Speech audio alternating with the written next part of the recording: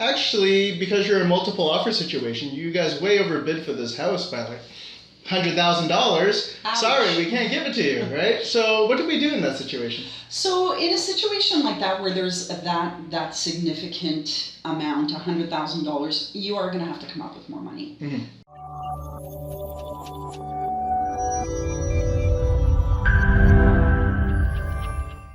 Hey everyone, it's Lawrence Mack here for Remax Realtron, here again with Lucy Gagliardi, the mortgage agent from Oz Capital. Thanks for joining me again, Lucy. Thanks again, Lawrence. It's great to be here. It's great that we're both here. Today we're going to talk about what happens when your house doesn't appraise for the amount. I believe this happened a lot in 2017 when a lot of the house values went down because of the foreign buyers tax that they implemented.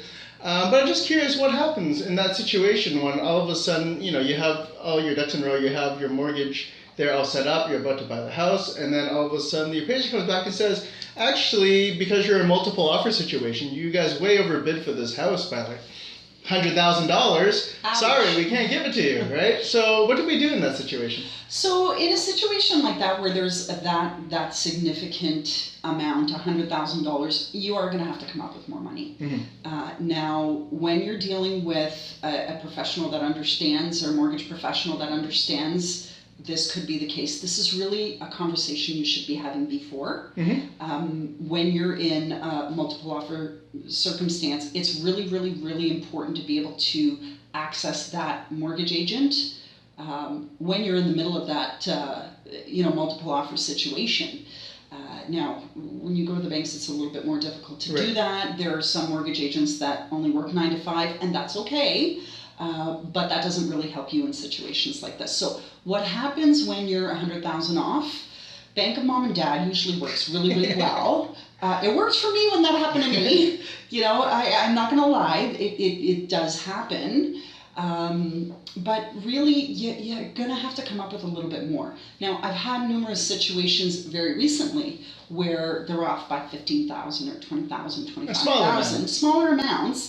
In a situation like that, it's really important for your professional to understand the market that you're in, and have different resources. So in a situation like that, what I've done and what I'm currently doing right now is I'm presenting this particular file to a different lender. I'm using a different appraiser, one that perhaps I trust and I know. But what I'm also doing is I'm really looking at comparables. I'm asking you, Lawrence, to send me some comparables. Like, let's look at this realistically, logically, and what appraiser was used before and what appraiser should we be using? For instance, some appraisers might be just very conservative in their estimates, and even though they say it's not even worth that much, it might be. It might be worth that much. Totally depends, right? Appraiser's just a human being, they're doing their comps and they're trying to figure out what the house is worth.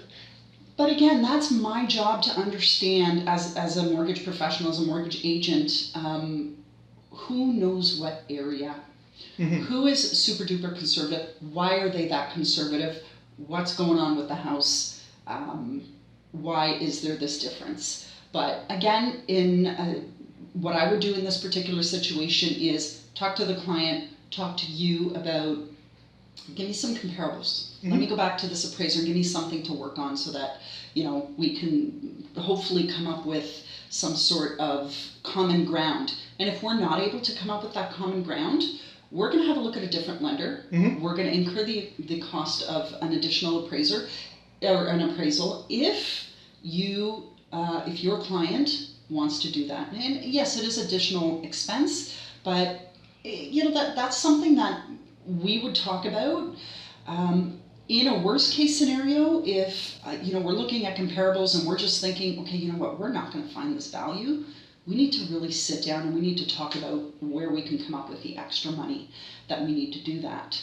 And again, there's some outside the box solutions, but they're generally very expensive solutions, and most people don't have the money to do that.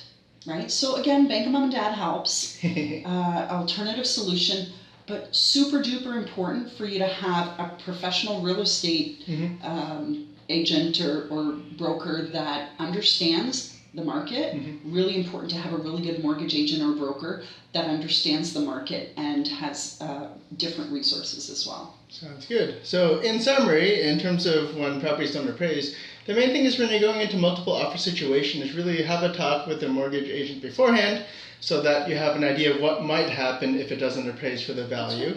And then if for some reason it doesn't appraise for the value and there's a different amount of shortfall, if it's a large amount and you can't make it up, you're going to have to come up with the cash. Can I add one more thing Sure. before you summarize? I know you're in the middle of your summary. Go on. I'm sorry about that. So what you're going to want to do, or what we also attempt to do in this particular situation, if you have a 5-day condition of financing, we're going to try to get the appraisal done within that time frame. It doesn't happen all the time. It depends on, again, some resources. It depends on how busy the appraisers are. It'll actually depend on whether or not the listing agent will allow us to go into the property at that point in time within that time frame. So we will do our best to get the appraisal done within the 5-day condition of financing. But in most cases where you are going in firm, and I don't recommend for anybody to do that, but if you're going in firm, we need to have this conversation about where you could possibly get more money. So I should have mentioned that before. I didn't mean to cut you off. It's a very, very good point there. So besides coming up with a difference in the amount of money if it appraises for less, sometimes if it's a close appraisal, maybe there's other solutions we can come up with. For example, perhaps the appraiser is a little more conservative than normal. Maybe find a second appraiser that will be able to make up that difference, or maybe there's some different solutions. But regardless, all those different things means you want to work with a professional like Lucy here and talk to her. Lawrence. Mostly Lucy. And if you have any questions about mortgages, you talk to her. Talk to you soon. Bye. Thanks. See you later, guys.